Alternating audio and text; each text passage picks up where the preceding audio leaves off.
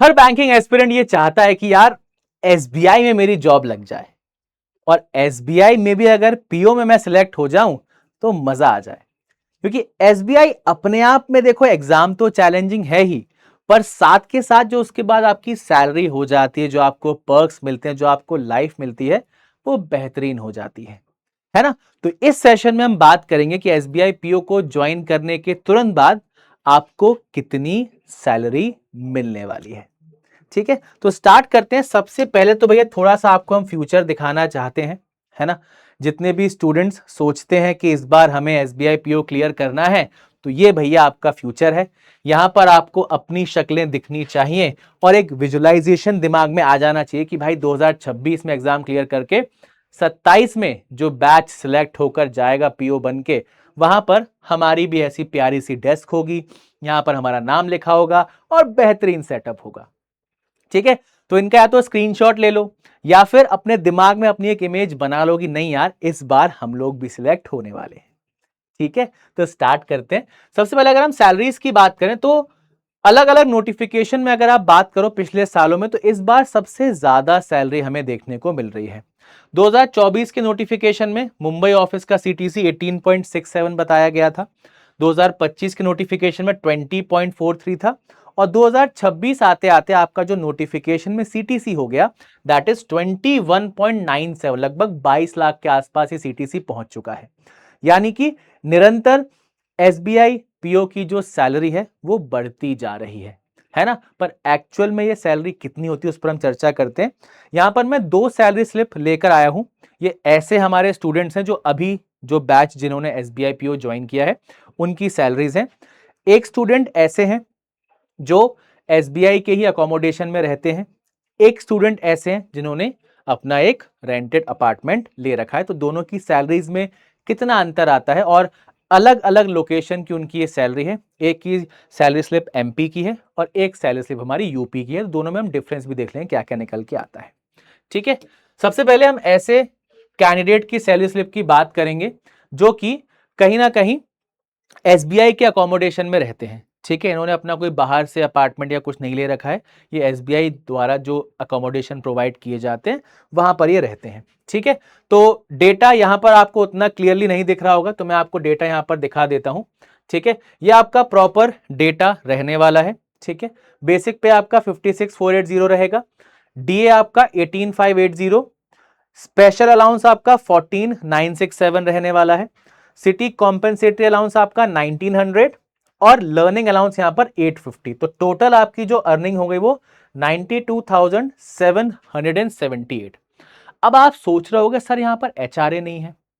तो जैसा कि मैंने आपको बताया, ये जो कैंडिडेट है ये एसबीआई के ही अकोमोडेशन में रहते हैं। तो अगर वहीं पर रह रहे हैं तो बैंक क्यों एचआरए देगा भाई, है ना। तो दैट्स वाई इनकी सैलरी में एचआरए वाला कंपोनेंट नहीं है। ठीक है, अब ये टोटल सैलरी तो भैया होगी नहीं, है ना, इसमें कुछ डिडक्शंस होंगे। तो सबसे पहला डिडक्शन है पीएफ का 5648, देन पेंशन फंड में 7100, उसके बाद हाउस रेंट रिकवरी। तो जो एसबीआई का अकोमोडेशन है उसकी हाउस रेंट वो कितना ले रहे हैं, 169 रुपीज। यानी कि टोटल लगभग 13,000 के आसपास के आपके होगा डिडक्शंस। तो इनकी जो सैलरी आ रही है वो 79,860 आ रही है, यानी कि 80,000 के आसपास इनकी सैलरी ये बन रही है। ठीक है, क्योंकि एचआरए जो है इनको नहीं मिल रहा है। ठीक है, आगे बात करते हैं एक ऐसे स्टूडेंट की जो अपने रेंटेड अपार्टमेंट में रह रहे हैं। ठीक है, तो उनकी सैलरी में कितना अंतर है देख लेते हैं। ठीक है, इनकी सैलरी से आप देखते हो ज्वाइनिंग आप दोनों की देखो, 2 फरवरी 2026 की ज्वाइनिंग है, जो प्रीवियस मैंने स्लिप दिखाई थी वो भी, और इस स्लिप में भी आप देख सकते हो 2 फरवरी 2026 यहां पर इनकी जो है रहने वाली। ठीक है, जून 2026 की आपकी सैलरी स्लिप है। तो यहां अगर हम बात करें, आप अगर देखोगे तो यहां डेटा कुछ इस प्रकार से है। Basic salary exactly similar 56,480, DA आपका एग्जैक्टली सिमिलर 18,580, है ना। स्पेशल अलाउंस एग्जैक्टली सिमिलर, कोई दिक्कत नहीं है। यहां पर इनको सिटी कॉम्पेंसेटरी अलाउंस ये आपका 2300 हो गया। एचआरए इनको मिल रहा है लगभग 5,000। आप सब लोग सोच रहे होगे सर सिर्फ 5,000 एचआरए मिल रहा है, तो ये टीयर 3 सिटी में इनकी पोस्टिंग है। तो टीयर 3 सिटी में आपका ये एचआरए इतना ही रहेगा। टीयर 2 टीयर 3 में वैल्यू कम रहती है। जैसे आप मुंबई या दिल्ली ऐसी बड़ी किसी लोकेशन पे जाओगे तो टीयर 1 सिटीज का एचआरए थोड़ा ज्यादा होता है। सो दैट्स वाई आपको ये एचआरए के फिगर में वेरिएशन देखने को मिलेगा टीयर 1, टीयर 2 और टीयर 3 सिटीज के अंदर। ठीक है जी। उसके बाद एक लर्निंग अलाउंस आपका वो वहां पर भी था। फिर एक क्लोजिंग अलाउंस यहां पर मिल रहा है इनको 1500 रुपए का। तो आप बेसिक जो आपकी सैलरी है यानी कि जो आपकी टोटल अर्निंग्स है वहीं पर आपको मेजर डिफरेंस देखने को मिल गया होगा। वहां पर ये वैल्यू कम थी, यहां पर ये वैल्यू बढ़ चुकी है। ठीक है, तो 1,03,26 यहां पर इनकी टोटल अर्निंग है। डिडक्शन की बात करें, डिडक्शन भी एग्जैक्टली सिमिलर है ना। वही आपका पीएफ कट रहा है, वही आपका पेंशन फंड हो गया। उसके साथ साथ आपका यहाँ पर प्रोफेशनल टैक्स इनका ऐड हो जा रहा है क्योंकि इनकी सैलरी ज्यादा थोड़ी हो रही है। ठीक है, तो वही 12,000 13,000 के आसपास इनका डिडक्शन है, बट इनकी जो टोटल अर्निंग्स हैं वो ही कंपैरिजन में ज्यादा थी। सो दैट्स वाई इनकी सैलरी 87 के आसपास बने, लगभग 8,000 का अंतर यहां पर आ रहा है। ठीक है, तो पूरा का पूरा हिसाब किताब अगर आप लगाएं तो ऑन एन एवरेज 90 से 1 लाख के बीच आपकी बहुत अच्छी सैलरी बन सकती है। अब ये तो भैया सैलरी है, जो सैलरी आपको मिल रही है, बट इसके अलावा कुछ पर्क्स और अलाउंसेस भी मिलते हैं जो सिर्फ एसबीआई में मिलते हैं। ठीक है, सबसे पहले अगर हम बात करें, ट्रैवल अलाउंस आपको मिलता है अगर आपके पास व्हीकल है, मतलब ऐसा आपके पास 2 व्हीलर है या 4 व्हीलर जो आपके नाम पर रजिस्टर्ड है, तो उसमें आपको 55 से 60 लीटर पेट्रोल महीने का मिलने वाला है। ठीक है, वो वैल्यू आपकी फिक्स है।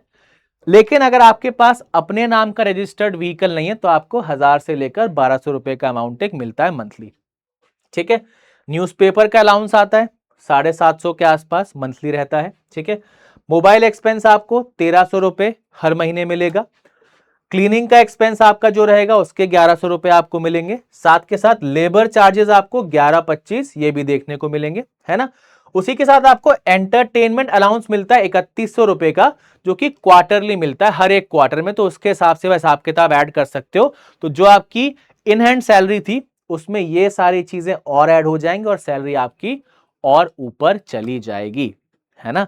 तो सैलरी के मामले में तो भैया हिसाब किताब बहुत बढ़िया दिख रहा है, शानदार सैलरी है और सबसे ज्यादा सैलरी है। लेकिन इस सैलरी को प्राप्त करने के लिए मेहनत भी उतनी ही करनी है, क्योंकि पेपर आसान नहीं होता दोस्तों। ठीक है, पेपर बहुत शानदार लेवल का आने वाला है, नजदीक है पेपर।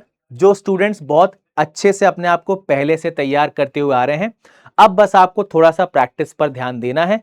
एसबीआई पीओ लेवल के बहुत सारे मॉक टेस्ट लगाने हैं और जैसे ही आपका पेपर आएगा शानदार तरीके से पेपर को उड़ा के आना है।